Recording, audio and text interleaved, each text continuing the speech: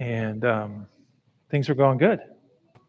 You ever hear somebody say, I'm going to get my property ready so when the time of trouble comes, people can come to my house? You ever hear anybody say that?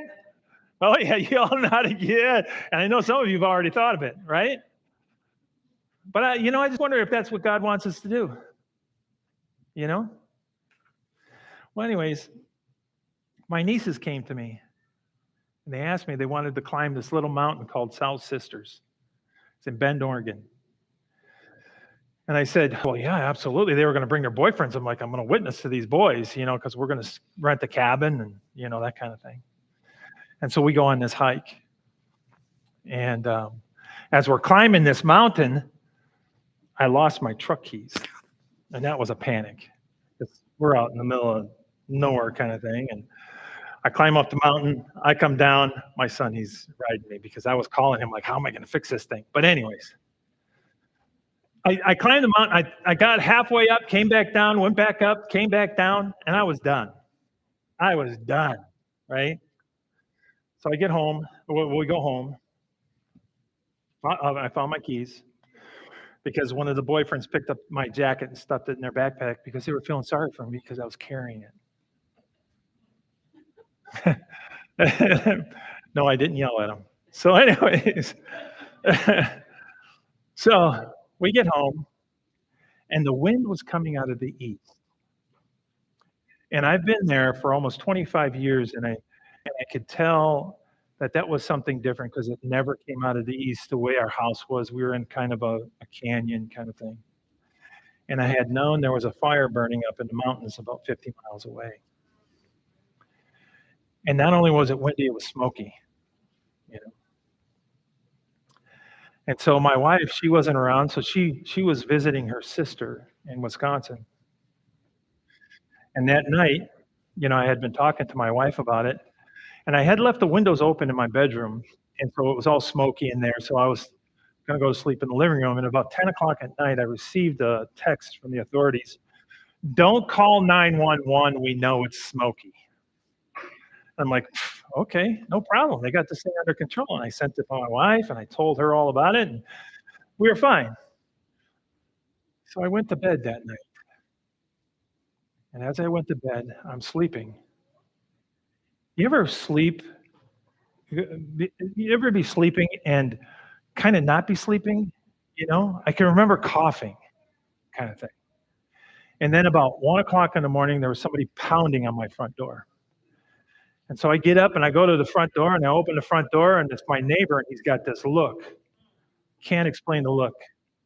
He goes, hey man, you got to go. I'm like, what? He goes, man, you got to go. I'm like, why? He says, look. And I had this huge porch, this porch just on the front. And I walked out to the end of the porch and I could see there were 100-foot flames just across the field. And I thought, oh, all right. Well, we had a field and I thought, okay. But I had just enough time to put my clothes on, get in my truck, and zip down the road. And I get down to Highway 22, and I make a right-hand turn, and it's a parking lot. And I could see in a rearview mirror this fire is coming. You could see it coming. That fire was moving so fast it burnt the fire trucks. We had 80-mile-an-hour winds in that fire. And so I'm sitting there, and and there's people. I'm like, come on, let's go.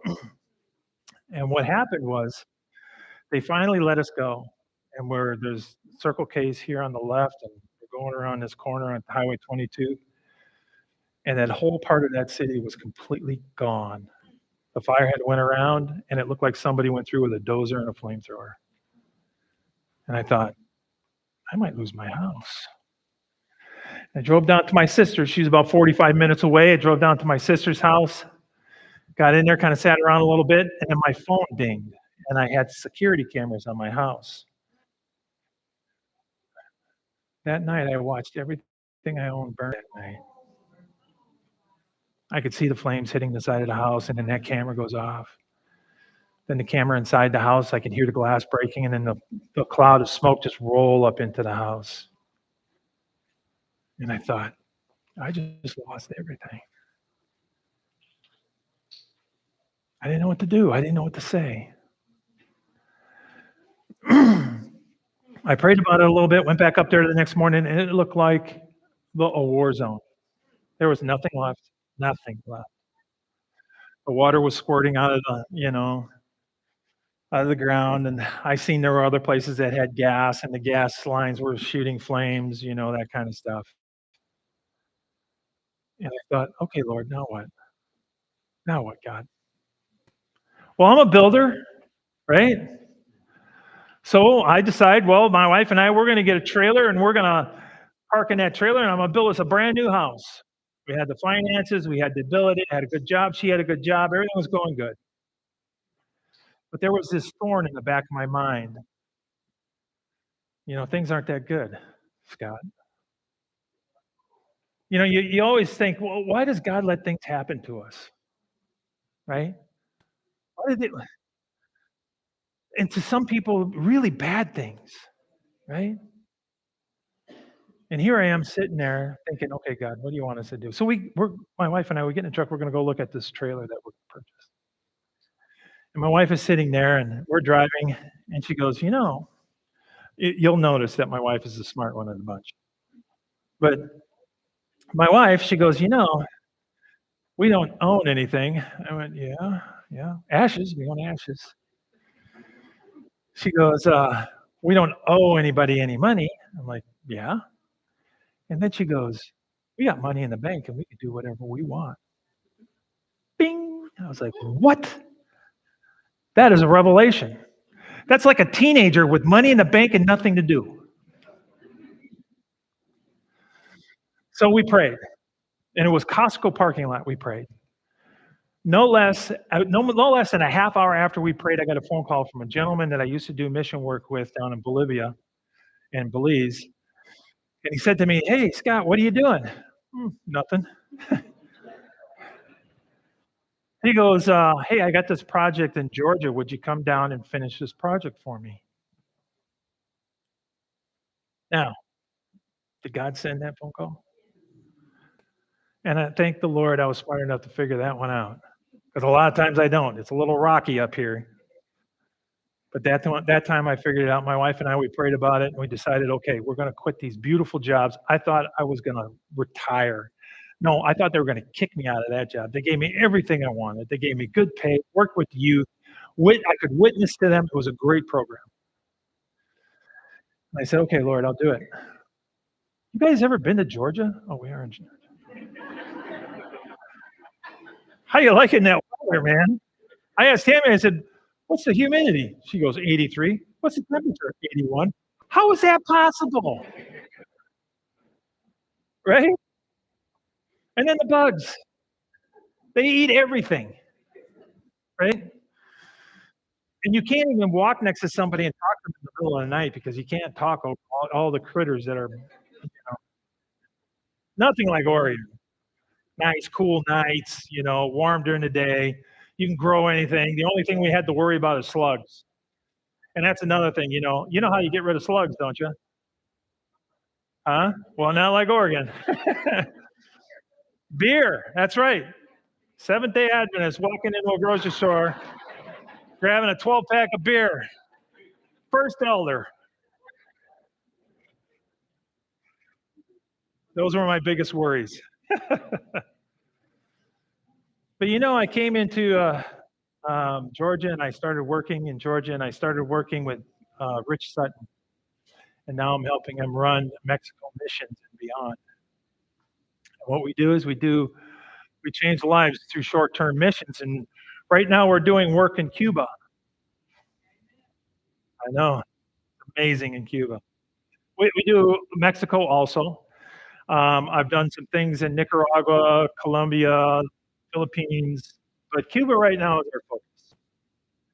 Now, they gave me electronic here, and I hope I don't screw it up. Do I? Okay, so this is Mexico. See that young guy running there? He was on my, that's Max. He was on my trip to the Philippines. This was several years ago, 6, 7 years. And so these are the build sites that we have. And what we do is we build little churches. And the churches that we build, they're 24 by 50. We put each church up in about 3 days, walls and roof. I know, it's amazing. I gotta tell you, I'm a general contractor by trade, so you're always looking for how are things working, can you do it better, that kind of thing. So I would get on a job site, and I cannot figure out how we can get these things done in 3 days. You stand there and you watch. If you ever get a bunch of little kids and parents together in a foreign country, if you haven't, you need to come with me and see.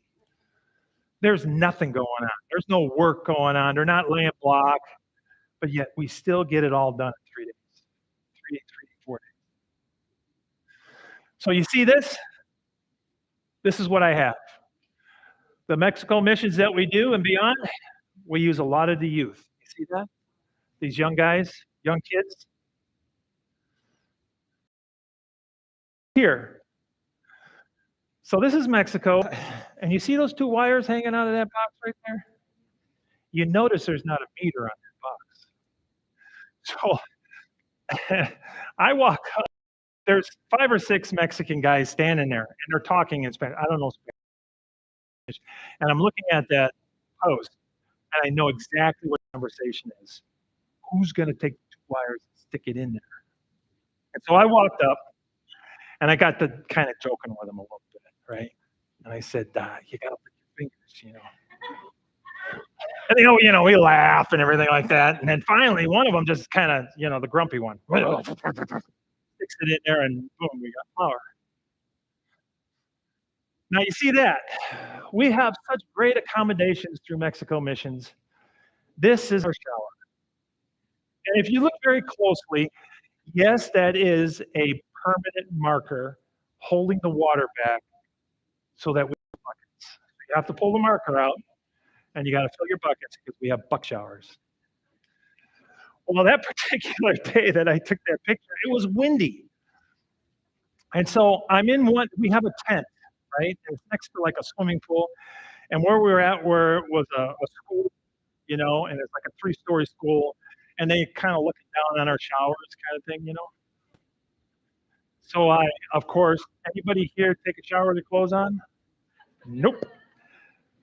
I took mine off and climbed into that tent, not realizing that it was going to take off. So it got the shaking, right? And it got the lifting. Now, shampoo in one hand, soap in the other. What do you think I did? And grabbed the whole of that thing and stood on it. I showered like this. You know. But you know what? If I'd have stayed and built a building, built a house, I would have never had that experience. These 3 young men. So we went in and we were going to build this church right next to a very staunch Catholic community. It was like right across. It almost seemed like we were on their property when we were building it. And the word was they are never going to get that up. It's going to take them years. Right? We came in with our crew. 3 days, we were done. These are the young men that they were like, you know how long it took me just to explain if I wanted them to stand that way?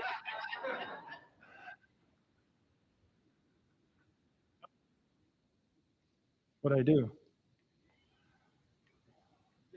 Shouldn't have gave it to me. There it is. Okay. This is another building that we built in that particular place. This is the second church that we built. It rained so hard. If you look closely on the inside of that building, there was so much mud inside that building that when the kids were bringing in the block, the mud was like this deep. But it was a lot of fun because you know what? When I went on that trip, I had some youth that were going to come with me, and they couldn't make it, and so I didn't want to go, but I went because Rich said, "Hey, I got nobody to help me with this church." I show up, and there's a bunch of the Mexican kids that showed up, and we're in this compound, sharing rooms. I got to sleep with all the young guys, and I got to talking about the Bible with them. That whole time I was there, we were there for a week. From the time we got home, which was about sundown, which was 8, 9 o'clock, until 2 o'clock in the morning, we did Bible studies. The second time I came, back to that area.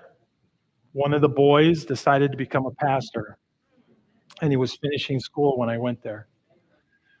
This is the group right here. This is the little church that we built. Okay, so this is Cuba. This bus right here, the driver of this bus is not a Christian, not at all. And the first year we came there, we wanted to put tools in his bus. He's like, no. We want to put ladders in the bus. No, you're not scratching my seats. He was very staunch, very hard with us. This is the gentleman here 3 years later. Look at him. He's giving us a thumbs up. He didn't care what we put in that trailer. Do you know why? Because there were so many miracles that happened while we were there, and he's seen them all. And he was just like, you guys can do whatever you want. So this is the conference office. Looks pretty plush, doesn't it? So this one here.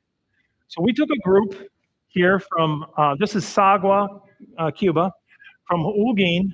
We bust them there. And in the middle of the night, we get off the bus, and this is where we're going to stay. So Rich, and I'm going, uh-oh. And Rich goes up the bus, and he goes, uh-oh. I looked at Rich. I said, man, you're in trouble. And he goes, well, let's go check it out. That lucky guy. But the basement underneath that is all redone, air conditioning and hot showers and that kind of stuff, right? That's the outside of the building there, right? Now you see that building next door? It doesn't have air conditioning and it doesn't have hot showers. Guess who stayed there? But, okay, so then we needed to get to the job site, and we couldn't get a truck. So this is what we got. We put all our tools in there. I got pictures of the drivers. They're kind of backward loading cement mixers and generators and chop saws and all this stuff in the back of these things, and then loading in with people for them to take us to our job site. But that was my view. I wasn't in the basement. That was my view. And every morning I got up and had worship with God. Isn't that awesome? But I need to tell you about this little town in Sagua. We're doing this little church, and it's like let's see, how far away? Let's say it's about an hour walk, a 15-minute, 30-minute buggy ride, and like a 5-minute car ride, like that. So we go to this little church, and the kids wanted to pass out literature.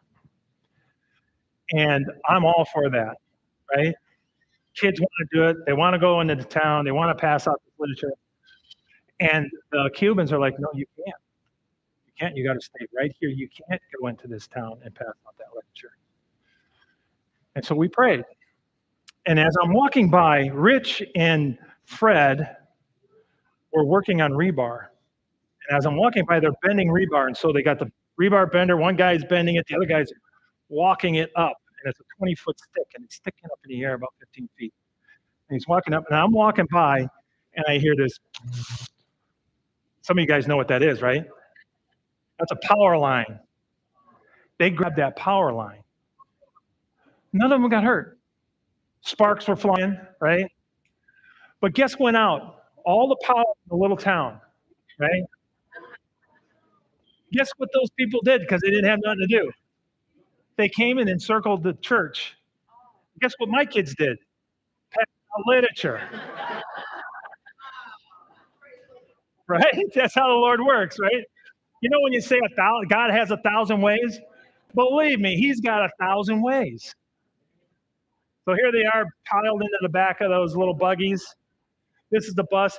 The gentleman right there would be your right, your left, yeah, with the kind of like the pink shirt. That is the conference president. That man ran a cutting saw almost at every job site I had, and he never got dirty, and he ran that saw all day long. Conference president. I had to point that out because it impressed me. Because we were at this one site that the power didn't have enough power to run the saw, so you had to lift the saw get it to rev, and then sink it into the block. And he was doing this all day long. And that saw is not light, right, Sean? It's what, 25, 30 pounds? And he's not a young chicken either, right? But he did it because you know why? He's getting new churches in his conference. We are one of the only group that comes in and builds like this in Cuba. That's Rich Sutton right there. He just rented that little go-kart thing for us to get around. Kind of the transportation. This is another job site that we were on. This was the first job site we were on. And while we were on that job site, we're doing all the work. We were there maybe 1 or 2 days, and then the conference got scared, and they said, "Hey, man, the government's looking for you. You can't go." And I was talking with Rich. Rich is like, "Yeah, you know what? We just got to go." And so we went back. And I remember standing on the job site, looking across the street. Our bus was across the street. And I could see the police show up across the street, but they couldn't find us. We had 40 people on that job site running a saw, and they didn't see us or didn't want to see us. I don't know. But that's the church when we're done, right? When we leave, it's just like that. And then they come in and they stucco it, and they put the windows in it, they put the floor in it. They do a beautiful job. This is the next building that we were doing. This one's an interesting one because the city got involved, and they came down with their guy, their magistrate, or whatever they call him. What do they call him? They call him the principal. That's what they did. The principal. He comes down, and at that time we had a lawyer that was there, and he goes, "I know what you're doing. You're building a church." The lawyer's like, "No, we're building a garage. That's how we get our permit, But here's the thing: once they build it, and then they're worshiping in it, then they can file for a church kind of thing, whatever, however that works. I'm not really sure. But the guy's standing there, and there's some school kids come walking by. And the one school kid says to the other one, "Hey, man, ain't that church going on right?" And when the other kid goes, "No, that ain't a church. That's a garage." But needless to say, the guy leaves. He goes, he made the door bigger, but he goes, "I'm going to be back tomorrow. I'm going to pull your permit." Okay. He comes back the following day. We just get done loading all the tools, and he comes to the lawyer. He says, "I pulled your permit. You need to give me your permit." He goes, "Sure, here you go. We're done." We got in the bus and left. We finished that building. This is my cement mixers right here. Bunch of great guys. That's the church when it's finished. The bigger door in the front there. So a car can get in there. No, that's for all the baptisms. This is a little church that we had modified because they didn't want that building down. And here's the story about that building. Right? Is that my time right there? 11 minutes? Is it okay? Because I got stories. I haven't even gotten to the miracles yet.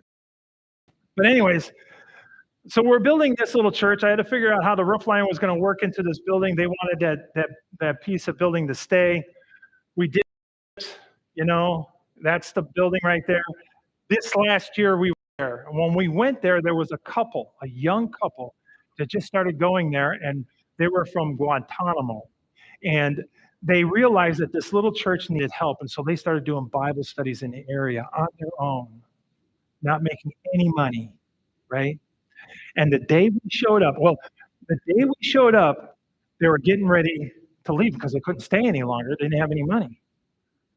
But we went there and we gave them money. And in that little building right there, they didn't have a place to stay. That little building right there, I was talking to one of the elders, and I said, "Well, what does it cost to turn that into an apartment?" And he goes, "Well, $500. I said, "Bathroom, kitchen, everything?" Yeah, pretty nice. $500, floor and all. I said, "Really?" The day before that, guess what happened? I had a gentleman that was there helping us with another project. He gave me $500. Guess where my God's $500 went? To build him a place to stay. We get back to the compound, right? Rich receives a text. He finally gets a text from one of the pastors about this couple. He's begging him to go and see this couple before they leave. God set it up before he even got the text. Think about that. So this is kind of one of their tourist things right here. It's that was the top of that. And they bring busloads of people to climb those stairs. Now I've been up those stairs. Sean, I take Sean when Sean comes with us. He's been up a few times, right? I refuse anymore to climb that set of stairs. How many steps? Yeah, see, I I keep my energy where it needs to be. The young people run up it. They think it's the great fun.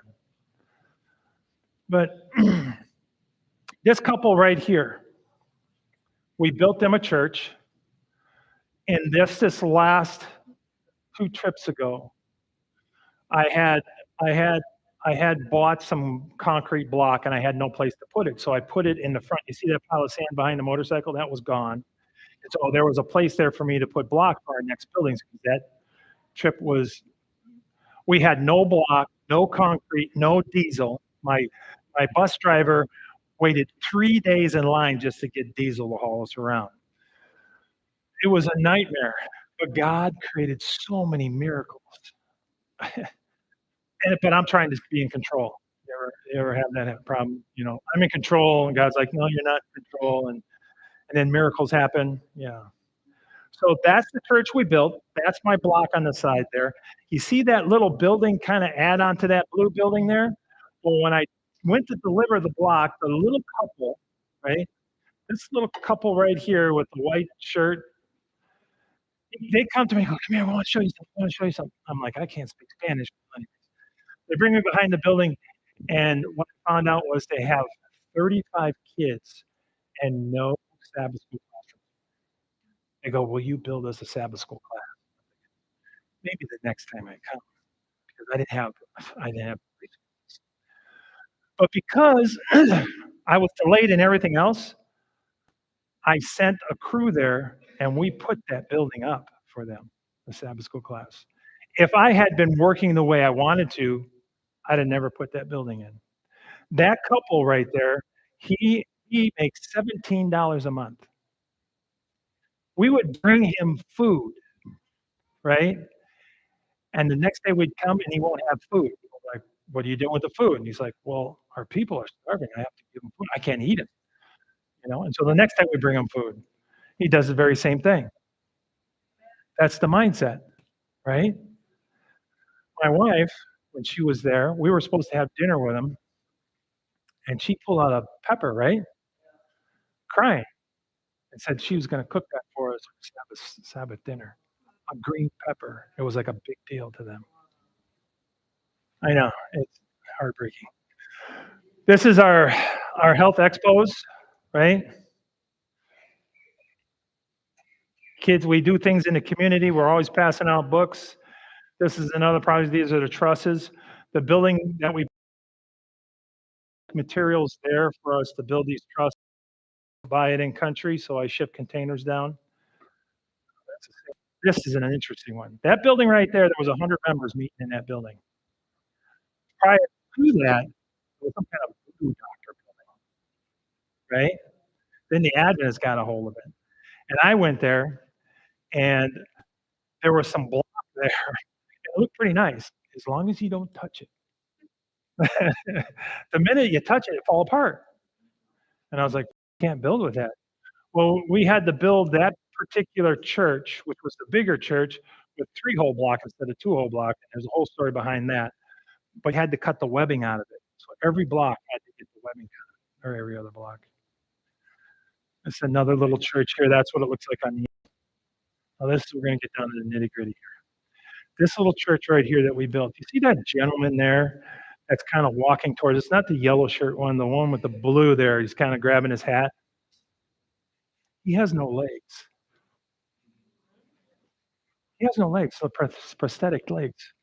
He was the hardest working guy on the job sites. Now, nobody here has an excuse not to go on a mission trip now, huh? Think about that. He has no legs. On that, I fell into the septic tank, messed my leg up pretty bad. I know, I know. It was bad. But you know what? I seen the hole before I stepped in it.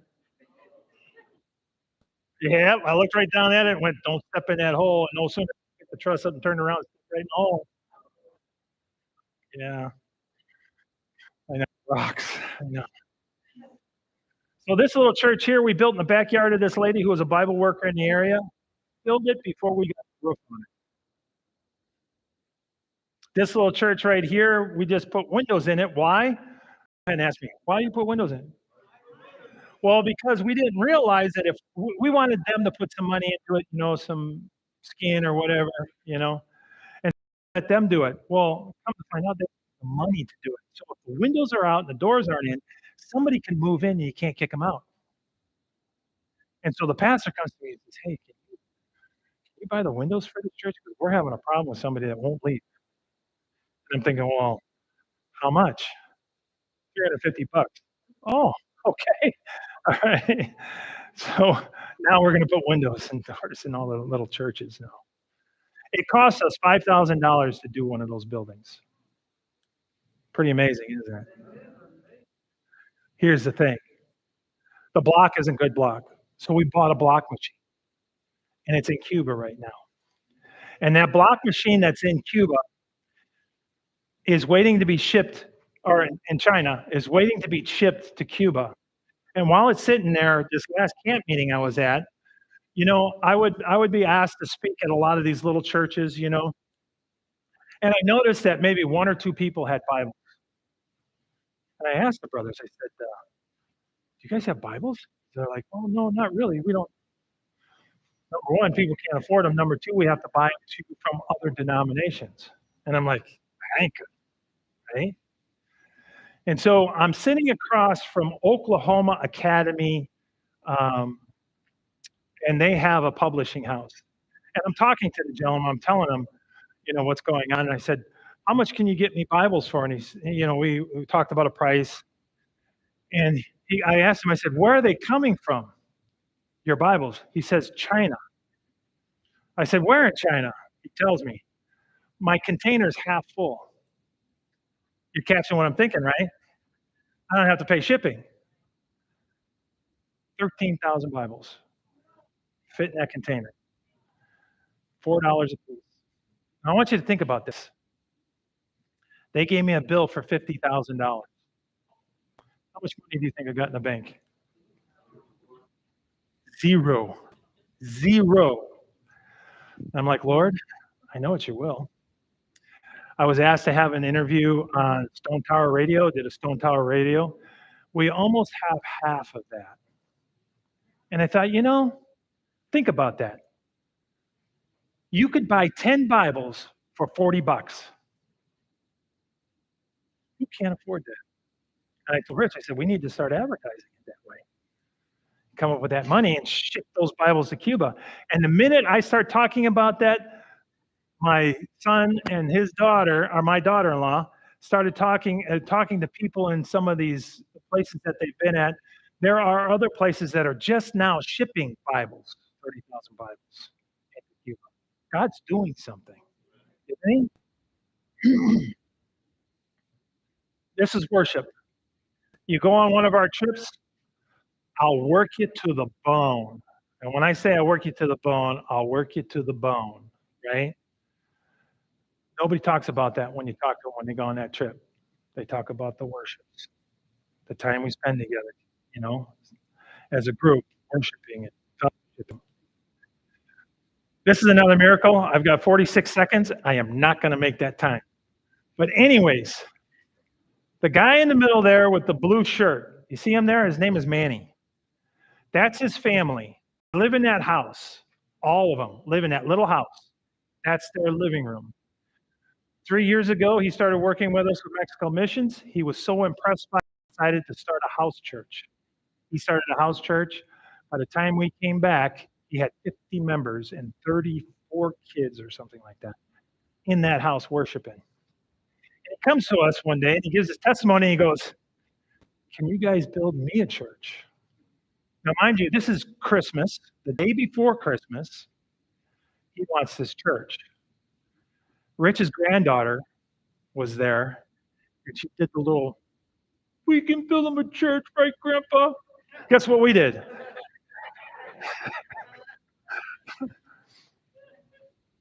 That was one day later, the foundation was in.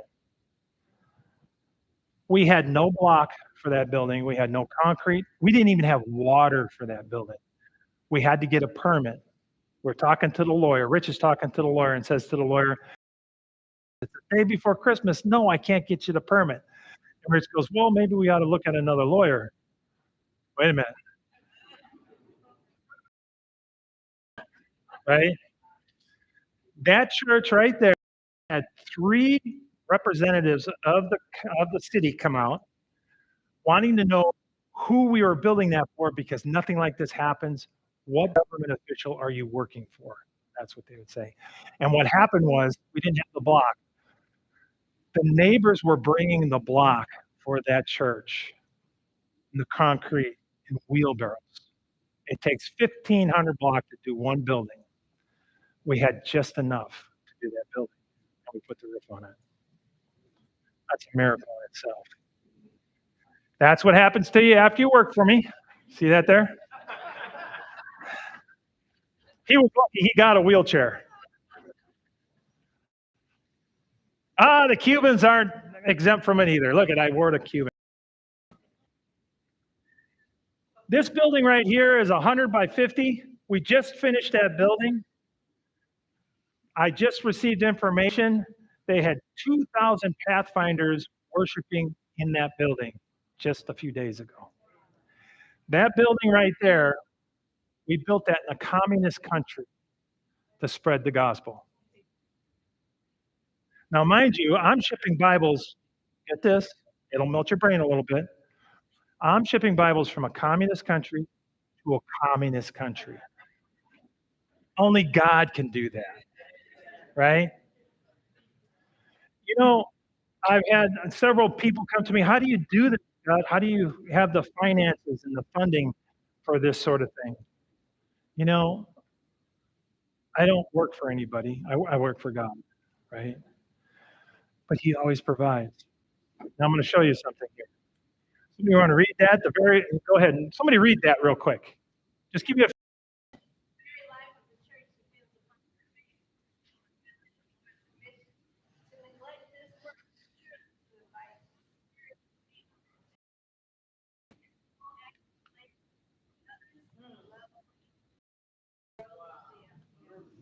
How many churches are like that today?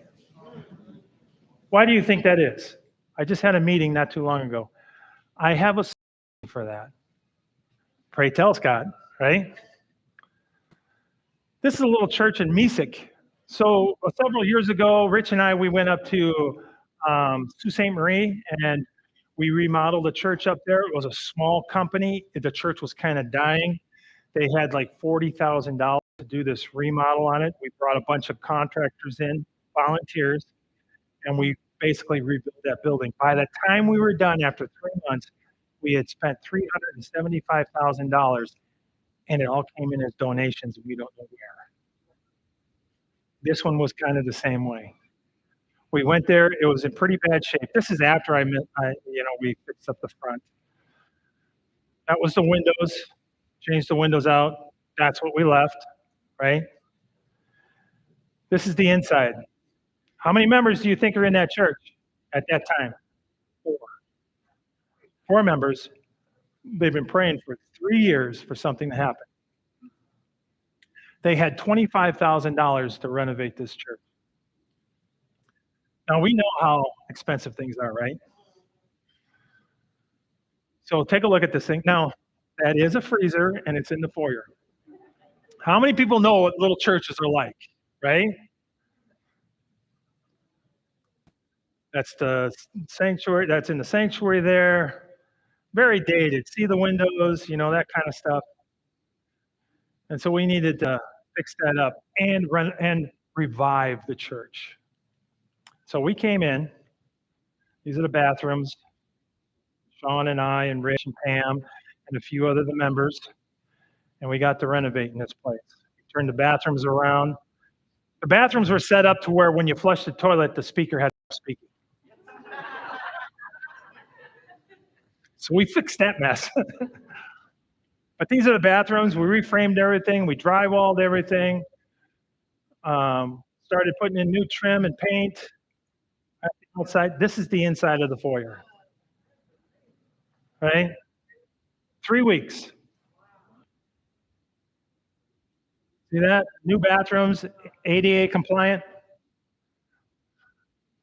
rewired the building, all volunteer work. You see that?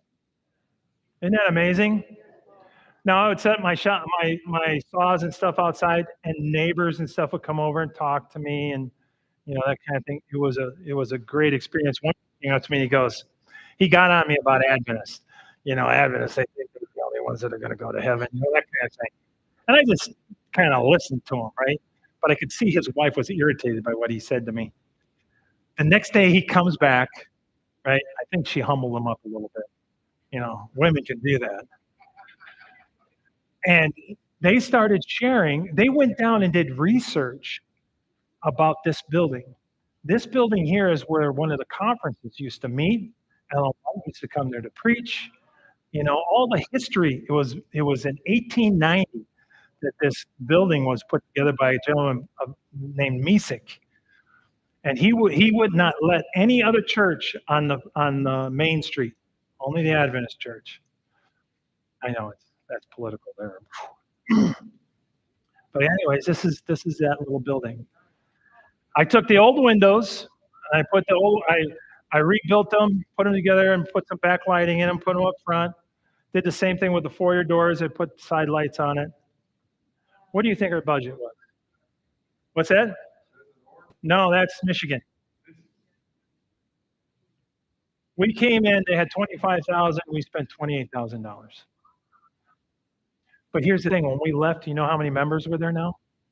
24. 24. Now here's my challenge to you. Now the reason why there's 24, some came back because they seen the activity.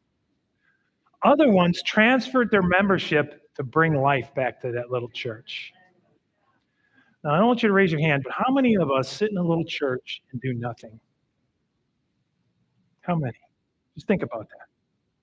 What if you were to take your membership and move it to a little church that you know is dying and you want to bring life back to it? Is that not mission work? What do you think that will do to your experience with God? That's why we started doing stuff like this. Not only do we want to go into other countries and spread the gospel, we know we have dying churches in America that need to be revived. And we know we have a growing elderly community within the Adventist church that can do it. If you're done and you're just sitting in the church and you're just doing your Sabbath school lesson, brothers and sisters, there's work for you to be done. Because when God calls us to be his army, that's exactly what he means, to be his army. If you read Matthew 28, 18, 19, and 20, in there, does it say anything about retirement? Does it say anything in there about a new house? How about a car? How about a job? No, God just says, go to all the world. Doesn't it say that? That's our. Any of you have read Matthew 6? You've read it, where it says it's talking about how he's going to take care of your food and your clothing and all those sort of things. Do you think he was just kind of blowing wind to tell you those things? He was making a promise to you. You go down to verse 33, what does it say? Search me out first, and all these things shall be added unto you. It says nothing in there about if I'm going to do my part, God, you will do your part. It doesn't say anything about that. God says go, right? I want to read something to you really quickly here. 9 minutes over.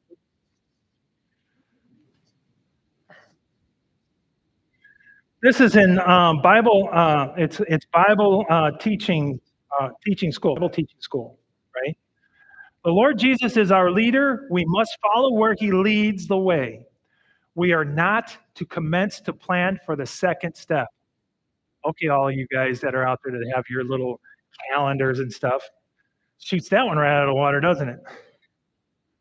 Where We are not to say, Lord, after I have taken that step, what shall I do? For I shall meet with difficulty. But by faith, we must take that one step, come what will, and trust in Jesus. This is in Bible teaching school, and it's June 1st, 1917, paragraph 5. My challenge to you today, brothers and sisters, it's kind of the same thing that Ezra has given. There was a time that God had sent his prophets to his people and said, it's time to go. I don't know about you, brothers and sisters, but I have read the Great Controversy, and everything that's happening today is happening that the Great Controversy doesn't happen. We are in it, brothers and sisters. It is not time to sit and think what I'm going to do. It is time to make that step. It is time to get out of our comfort zones. God doesn't care how old you are. It doesn't bother him. He can do great things. He says, I've read in the spirit of prophecy, he wants to do great things for his people. But if we sit there and do nothing, if we sit there and just do our Sabbath school and maybe even go to a meeting now and then, that is not doing the job that God has called his people to do. Brothers and sisters, I'm a Seventh-day Adventist for a message for a dying world, and I have a job to do. And you know what? That job is yours also.